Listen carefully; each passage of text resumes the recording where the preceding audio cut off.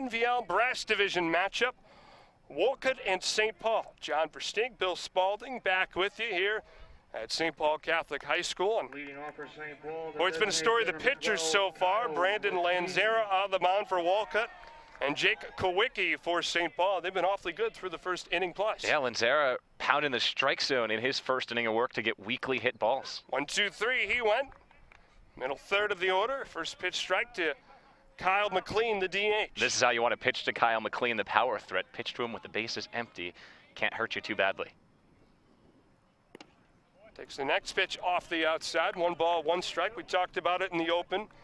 First meeting of the regular season between these two teams. Down 5-1. St. Paul was in the bottom of the 7th inning. Bases loaded, 2 outs. McLean up as he fouls the pitch back our way on the right field side. Coach Patrick Holden said he called timeout and said, listen, we're not going to score 4 runs by piecing it together. You have to hit a home run. And Kyle said, yes, sir. She's a good listener. Takes the pitch up. So a count of 2 balls and 2 strikes on the DH McLean. That's a nice luxury as a coach to have a guy you can tell, hey, need you to go up there and hit a home run and have him come through. Only 2 home runs on the season for the Falcons. Also hit 1 against Seymour. 2-2. Just off the outside. First full count we've seen here today. And Lanzara's being careful, pitching him off the plate away, making him have to go out and get something, which is a good way to approach McLean. Payoff is looped in the air to right field. A couple steps to his right. Settling under it is Fernandez. And he puts away McLean for out number 1 in this second inning. Another outside pitch, and McLean got it a bit off the end of the bat. So good spots on the outside corner. Really hard to get the sweet spot all the way out there, especially for a guy like McLean, who looks like he's someone who likes to pull the ball. So great work by Lanzara there, attacking the right spot against McLean. And you know, Bill, for the 5 outs we've seen in the air, first pitch up and inside to Connor Crean. Second baseman with a 1 ball, no strike count. Of the 5 fly ball outs, they've all been hit pretty much right at the fielders. Haven't had to show much range yet. Next pitch. Over the inside half, a little bit high. And the breeze is helping these pitchers a bit as well. The little breeze we have is coming almost directly in from right field to help knock the ball down. Lanzera's third toss off the end of the bat, 1 hopper foul.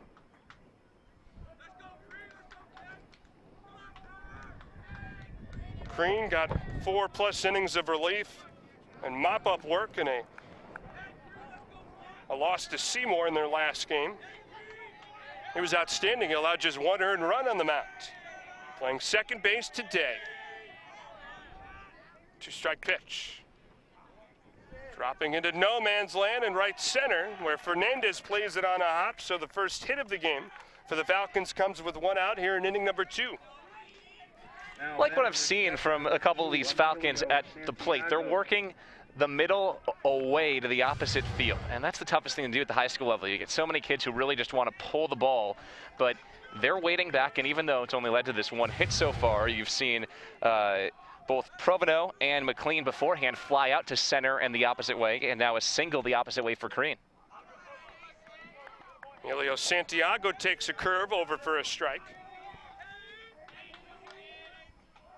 Really the mark of a well-disciplined team. Going with the pitches that are given to them. 1 ball and 1 strike the count. Santiago, we saw a little glimpse of how much of a fantastic defensive catcher he was in the first inning, where he quickly popped out from behind home plate, threw out the runner at first, Tyler Fernandez, on the sacrifice. He's got the right last name to be a good defensive catcher, right? After all those years, Benito Santiago played Gold Glove level catcher at the big leagues. Pitch missing high and away, snap throw to first, back in safely is Crean. Well, I'll tell you, Santiago, he's been timed at 1-8 from home to second base. That's really an elite level at 1-8. There's a lot of professional catchers who would be happy with that number. Good leap off of first by Crean. Pitch home. Cuts and misses on a fastball over the inside half. At the high school level, when you have a catcher who can be that quick to second base, you can take the running game out of the equation.